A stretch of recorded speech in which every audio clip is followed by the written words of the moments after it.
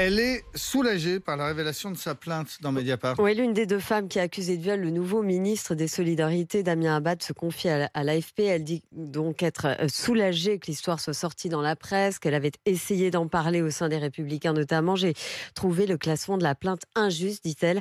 Damien Abad a vigoureusement démenti ces accusations. Paul Barcelone.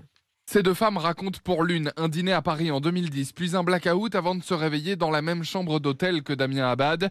L'autre évoque une relation sexuelle en 2011, relation qu'elle aurait demandé en vain à Damien Abad d'arrêter. Des faits signalés par Madeleine Da Silva et l'Observatoire des violences sexistes et sexuelles en politique. On a transmis ce signalement par mail à Stanislas Guérini, à Christophe Castaner, à Bérangère Couillard et à Aurélien Pradier. On transmet le 16 mai un mail avec un signalement de crime. On n'obtient aucune réponse. Ses proches d'Emmanuel Macron et le secrétaire général des Républicains auraient donc été avertis 4 jours avant l'entrée au gouvernement de Damien Abad.